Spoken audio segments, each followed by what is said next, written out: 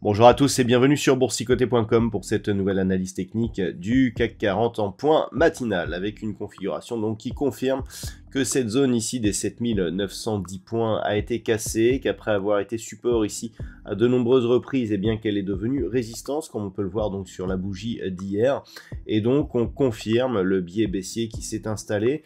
On s'est rapproché de la prochaine zone d'objectif à 7740 points, de la zone de support ici qui définit la configuration de consolidation en biseau d'élargissement sur sa partie inférieure, et pour l'instant on se stabilise mais dans un mouvement qui reste plutôt baissier.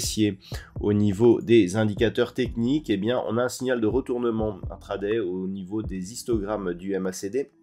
Le RSI, quant à lui, se stabilise. On pourrait confirmer ce retournement si le RSI dépassait ici cette zone des 40.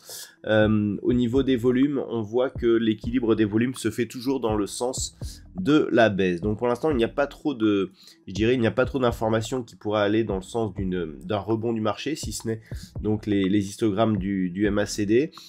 Pour l'instant, donc ce qu'il faut retenir, c'est que, eh bien, on a marqué un nouveau plus bas significatif et que on pourrait, en cas de rupture des 7745 points, continuer à descendre encore.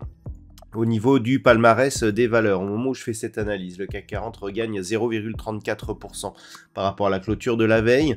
On a de belles hausses, notamment liées au secteur bancaire. Le Crédit Agricole regagne 3,06%, BNP Paribas plus 1,98%.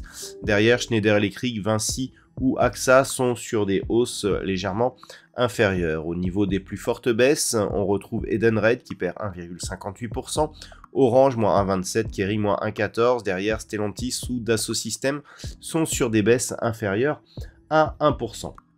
Donc ce qu'il faut retenir je dirais de la séance d'hier, c'est justement le fait que cette zone dont je vous parle depuis maintenant quelques temps, cette fameuse zone des 7910 points, eh bien, hier elle a été testée, on pensait revenir donc au-delà de celle-ci avec même une ouverture sur un gap haussier, et finalement on a invalidé tout ça, comblement du gap, on est venu même avaler totalement, vous l'avez vu sur l'analyse d'hier, on a un bel avalement baissier donc sur la séance de rebond, et donc on a clairement un signal très négatif pour la suite. Donc les signaux de retournement, pour l'instant, il se situe sur cette zone des 7910 points, toujours. La moyenne mobile 20 exponentielle converge vers ce niveau.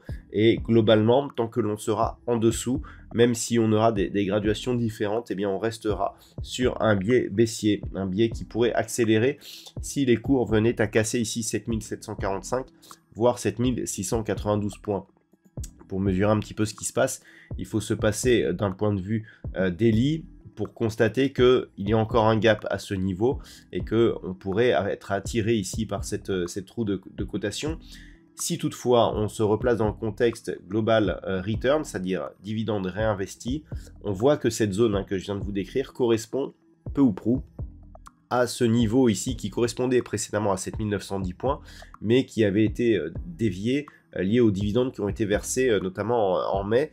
Et clairement, le fait ici de casser cette zone et donc de revenir sur les niveaux que je viens de vous indiquer nous donnerait un signal moyen terme assez fort, puisque l'on casserait ici cette zone de support qui est une zone majeure sur le CAC. Donc il va falloir surveiller ça. Ce niveau, on pourrait considérer qu'il est équivalent en cas de rupture ici des 7692 points. Donc voilà le niveau qui est à surveiller si les cours continuent à descendre.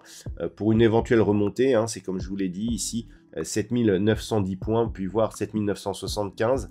Et si on repasse ici en unité de temps 4 heures, eh bien on aurait un vrai signal de retournement qu'en cas 1 de rupture ici de cette résistance oblique qui délimite, et on l'a bien vu sur cette phase, la phase de consolidation que nous avons actuellement, et la rupture de ce point haut, désormais point haut de référence, proche des 8050 points.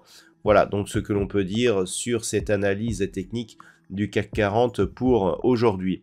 D'un point de vue macroéconomique, Nous avons eu le PIB mensuel en Grande-Bretagne qui a été conforme aux attentes, hein, variation totalement nulle. Les chiffres de l'inflation en Allemagne, là aussi, c'est totalement dans les attentes, hein, 0,1% pour le mois de mai. On est sur un rythme annuel de 2,8%.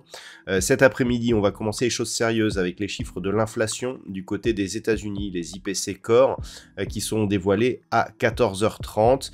Nous aurons à 16h30 les stocks de pétrole brut.